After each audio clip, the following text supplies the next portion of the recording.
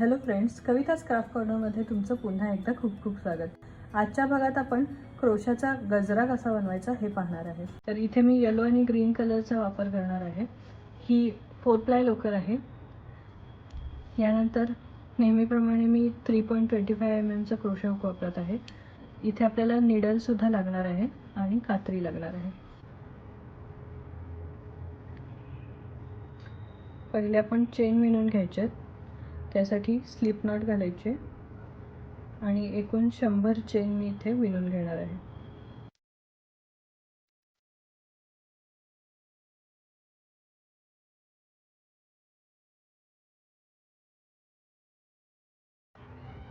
या ठिकाणी मी 100 चेन विणून पूर्ण केलेले आहेत. आता आपल्याला पानाचा आकार विणायचा आहे. त्यासाठी इथे मी पहिल्या 2 चेन स्किप करणार आहे.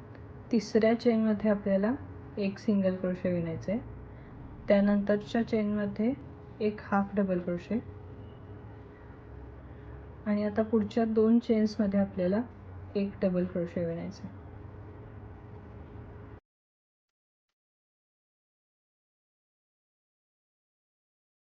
पुन्हा पुढच्या चेनमध्ये एक हाफ डबल क्रोशे आणि त्यानंतरच्या चेनमध्ये एक सिंगल क्रोशे. तर ही पानाची एक बाजू आपली इथे तयार झाली आहे. नेक्स्ट चेनमध्ये मी स्लिप स्टिच घालते आणि आता पानाच्या ऑपोजिट साईडला आपल्याला विणायला सुरू करायचं आहे. तर पुन्हा चेनचा जो दुसरी बाजू आहे तिथे आपण एक सिंगल क्रोशे विणायचं आहे. हाफ डबल क्रोशेच्या समोर पुन्हा एक हाफ डबल क्रोशे. आता पुढे पुन्हा 2 डबल क्रोशे येणार आहेत.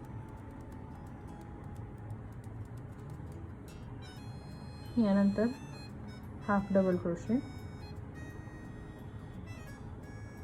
आणि शेवटच्या स्टिचमध्ये एक सिंगल क्रोशे.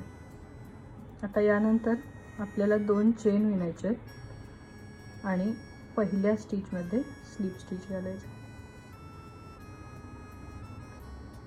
तर एक चेन विणून इथे मी ही लोकर कट करून घेते.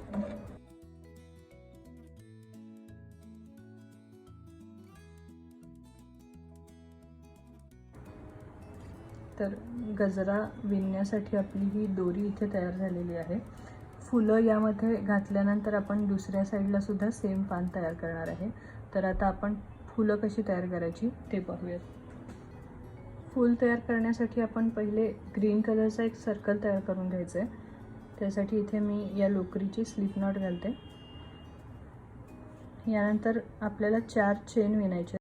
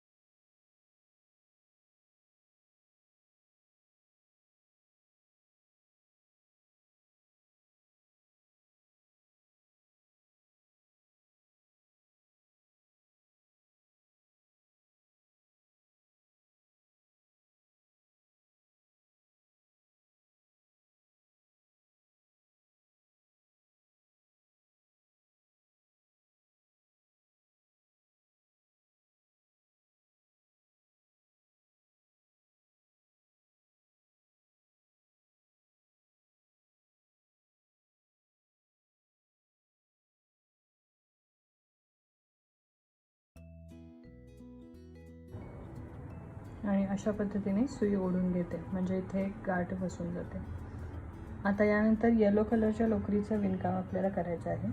त्या येलो कलरच्या लोकरीने आपल्याला स्लिप नॉट घालायची.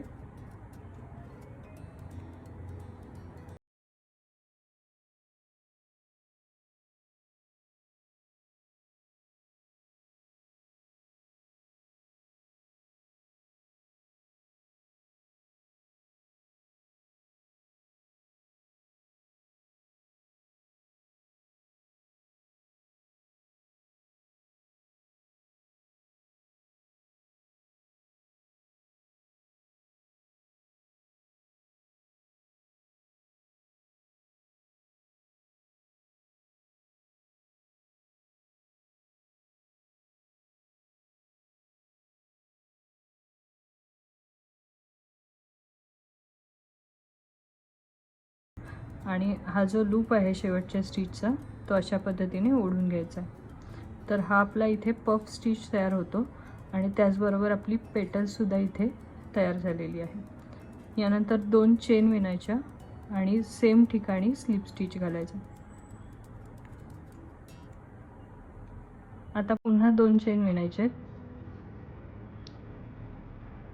आणि यानंतर आता जो नेक्स्ट स्टिच आहे त्यामध्ये मी पुन्हा डबल क्रोशेचं विणकाम करणार आहे. तर इथे सुद्धा आपल्याला 5 डबल क्रोशे विणायचे.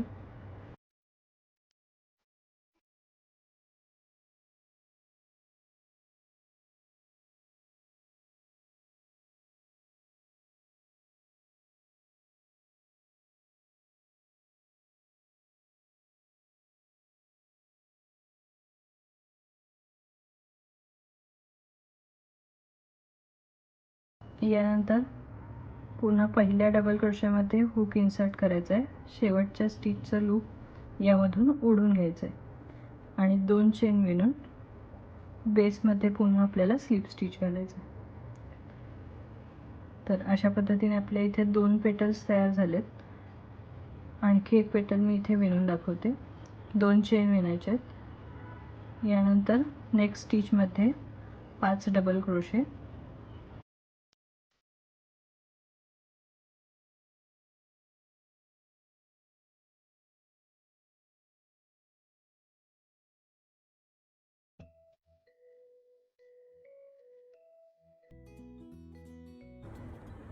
पहिल्या स्टिचमध्ये हुक इन्सर्ट करून लूप ओढून घ्यायचे आहे. 2 चेन विणायचे आणि बेसमध्ये स्लिप स्टिच.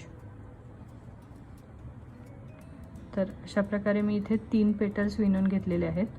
अशाच आणखी 3 पेटल आपल्याला विणायचे आहेत. तर त्या मी इथे विणून घेते.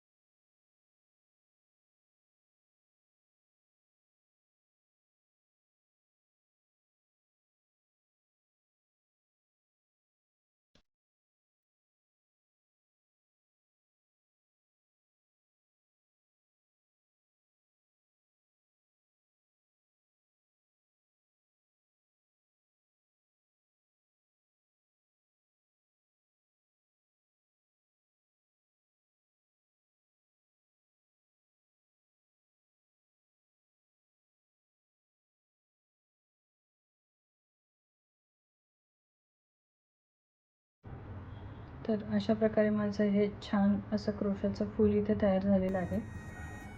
या ठिकाणी हा जो लोकरीचा एंड आहे तो मी आतमध्ये शिवून घेते.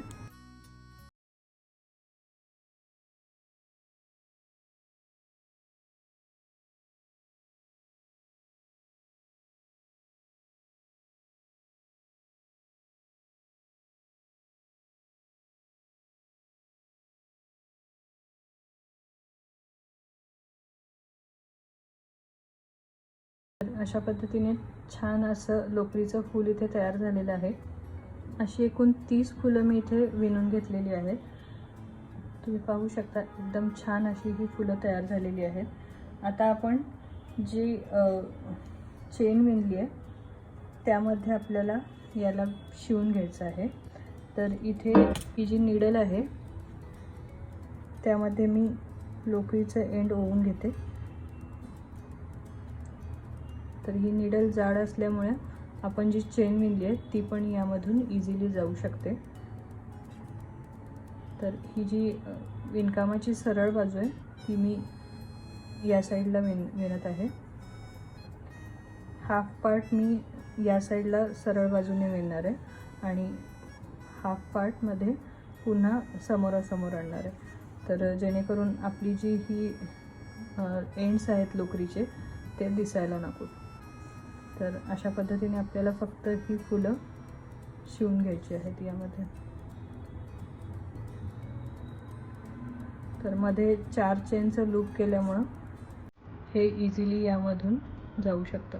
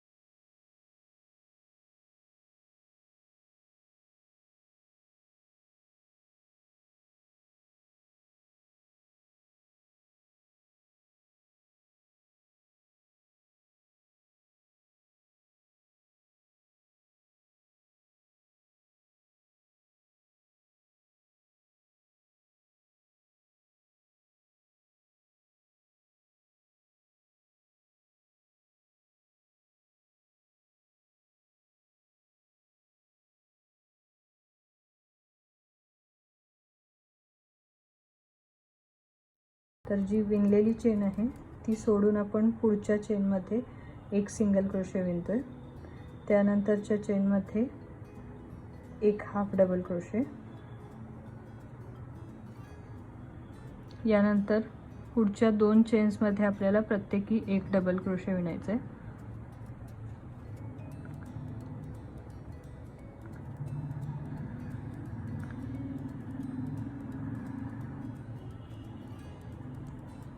यानंतर पुन्हा एक चेनमध्ये एक हाफ डबल क्रोशे.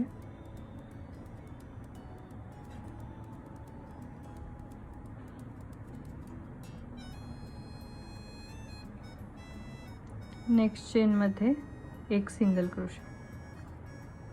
आता इथे आपल्याला नेक्स्ट चेनमध्ये स्लिप स्टिच घालायचं आहे.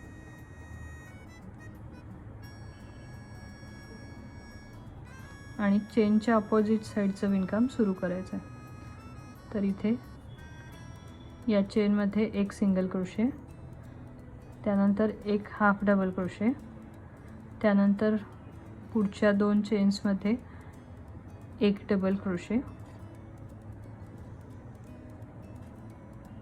पुन्हा एक हाफ डबल क्रोशे,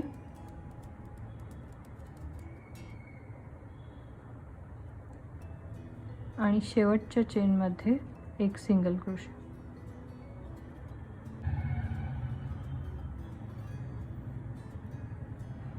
आता आपल्याला 2 चेन विणायचे आहेत आणि पहिल्या स्टिचमध्ये स्लिप स्टिच घालायचं. यानंतर एक चेन विणून लोकर कट करून घ्यायची. आता हे जे एंड्स आहेत ते सुईने आतमध्ये शिवून घ्यायचे. तर हे ऑलरेडी मी विणून घेतलेले आहेत आतमध्ये, त्यामुळे इथे फक्त हे 2 एंड्स मी कट करून घेते.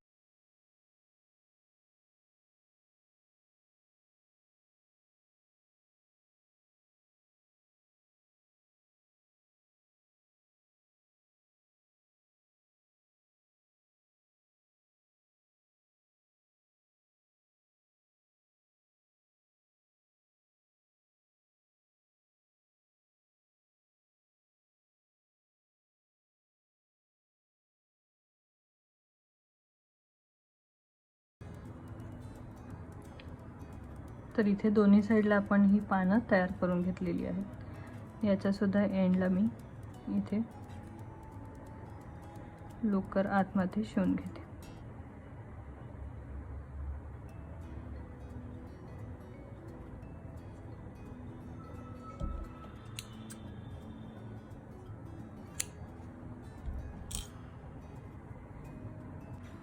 अशा प्रकारे छान असा आपला हा क्रोशांच्या फुलांचा गजरा इथे तयार झालेला आहे. इथे तुम्हाला हवं असल्यास तुम्ही वेगवेगळं कलर कॉम्बिनेशन वापरून छान असे हे गजरे तयार करू शकता.